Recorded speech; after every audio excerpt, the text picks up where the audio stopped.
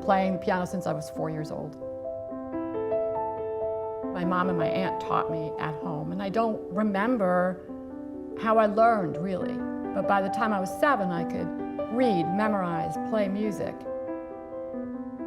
It's something that I still love to this day. I have 3 degrees in classical piano. Even after my doctorate, I began to be aware of how many injuries, performance injuries, people were having, and debilitating performance anxiety. And I knew I wanted to make an impact. I wanted to bring something through in teaching. And yet I noticed that posture alone, technique alone, wasn't bringing someone to that special place in that performance, in that moment. There was something missing. When you do a dissertation, you end up having a committee. And then they always have you ask someone who's outside of the department. And the person who was recommended to me is now one of my dearest friends, and he's still my mentor. And this was Professor Ted Coons from the School of Art and Science at NYU. And Ted is a neuroscientist and a pianist. He started as a musician. And at 90 years old, he is still teaching at NYU. And so she was interested in having her students learning how to imitate different major performers' interpretations of a Chopin nocturne.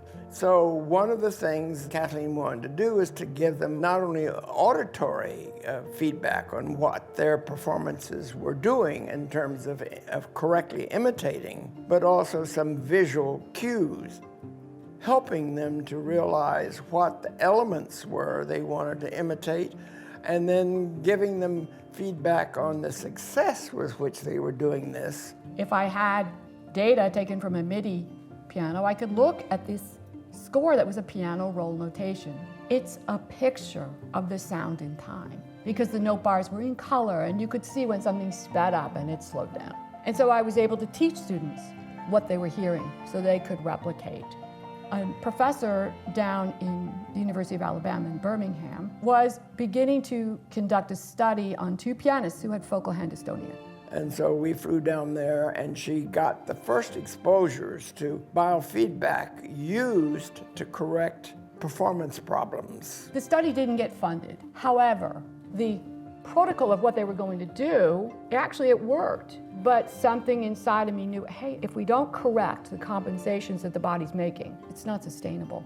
And that fired me up to come back and start these postdoctoral studies at NYU.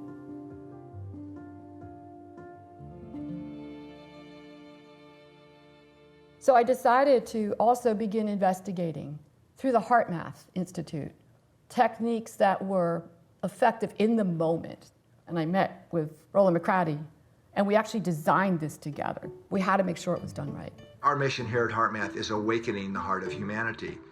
And we're very much a research-based organization, so all of our training programs, tools, and techniques are based on a lot of years, actually, of very solid and sound research.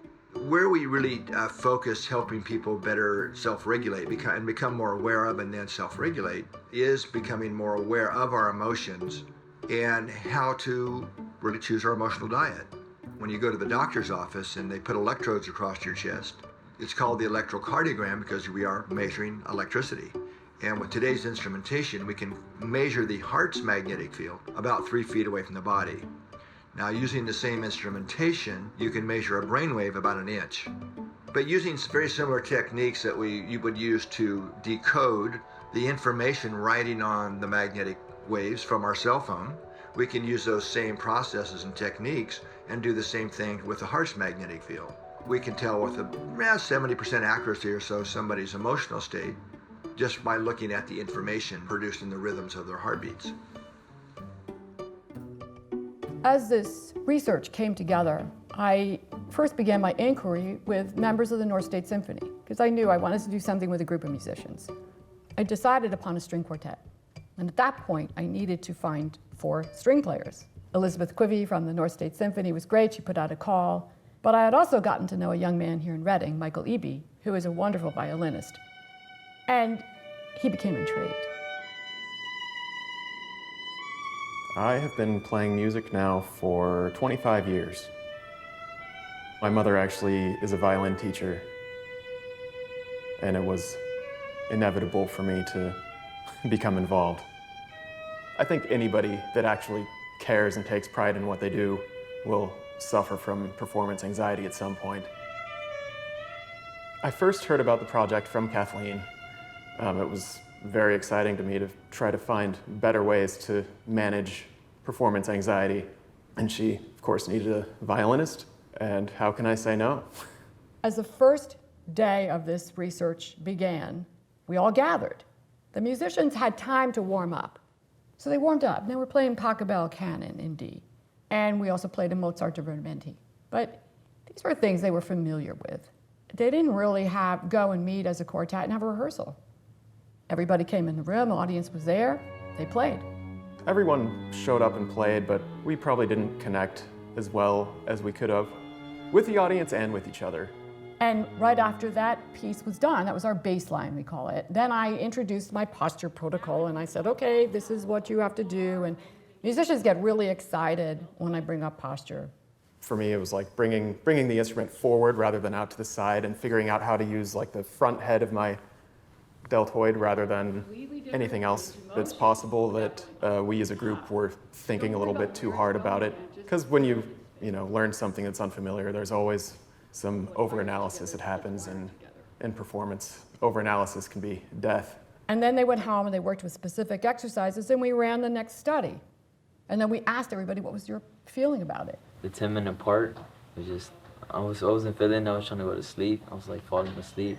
I didn't like the 10-minute part also. I wasn't as happy and joyful, although most people feel happy and joyful when they hear Mozart. There is a real and measurable energetic communication that goes on between people, whether they're aware of it or not, or between an orchestra and the audience members, and we're all in this field. There's also, I think, another element, which is the emotionality that's communicated through the music.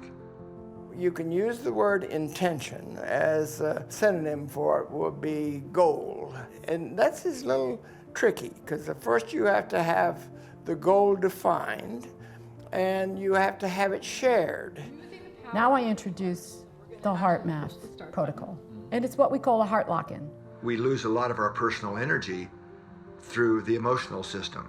Frustrations and angers and impatiences that once we get onto it and understand what that's doing to us are relatively easy to start becoming aware of and shifting into a more regenerative emotion. And so that evening, they all received a Bluetooth sensor. They had the app on their phone. Jackie Waterman and myself led them through the steps to learn heart-focused breathing. They went home, and Monday morning we had our first Zoom classroom. We actually sort of paired off. So in addition to doing Zoom meetings with all four of us, we also did groups of 2. We studied our scores together, and we'd go over the parts and basically visualize the sound we wanted to produce. And in that conversation, I asked them, what do you want to express? And they were in this heart-focused breathing, so I kept them in that zone. Things came out like, oh, I want them to feel a sense of peace or joy. And somehow we managed to actually come to very similar conclusions about what we wanted. It felt like I was somehow more intimately connected to my colleagues, despite not really getting to rehearse together. And then suddenly the cellist began the first few notes of the Pachelbel. You could feel a vibratory shift in the room. And it was like a completely different sound. It was beautiful. I felt very connected with the musicians because I saw them dance with the bows, they were swaying with the music. I felt that they were really working together as a group. I could hear the second and first violin sharing the part and bouncing it back and forth between them. I felt a greater connection hearing you guys in sync. I just liked it. It was much better today than other days. It's been a really stressful week with midterms, and coming here and listening to live performance really helped me calm my anxiety. Learning to be grateful has actually helped me to manage my fear of performing a great deal, because it's like you're, grateful that the music exists in the first place.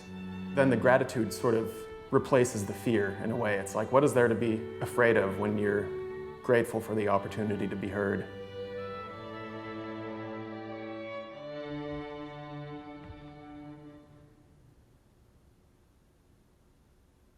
Having worked in the music industry, you get non-scientists, non-PhDs, who use all these subjective adjectives to describe art.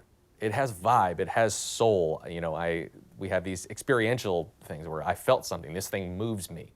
I think there's something profound about the ability to quantify those words in a scientific way. Yeah. That says, oh, this extra harmonic content due to the synchronization or the coherence of these musicians affects the performance, which affects the audience. That's a profound scientific discovery. So now when we look at where can we even go with this, is you can be streaming a performance, live stream, from every location I know practically. But if we were then measuring audience, while we're measuring the musicians themselves, are you guys in sync? Is your coherence in sync? And what is that doing in the field? The potential it has for storytelling, for performance, and for audience experience, and how we can actually practically apply the research going forward. There's just so many possibilities. Yeah. Part of my reason for looking into this is that what's music's true role in the universe? And in the words of Plato and Pythagoras, it's to restore order and harmony. Pythagoras referred to it as the harmony of the spheres. So when we're in that coherence, we're aligning ourselves with that field. I think there's a much deeper message. I think we've just begun to touch the surface of it. And there's so much more research to be had. The work she's doing about intentionality has a greater realization than just within the confines of the 4 members in her little orchestra. We've learned a lot on this one by using these techniques to get themselves personally coherent, that it did have an effect at the group level and helped facilitate the group coherence. Let's just consider how this impacts relationships, learning, the way we teach. It's going to affect government, it's going to affect religion, it's going to affect philosophy. It's bringing people to a different level of consciousness in every thought and intention they have.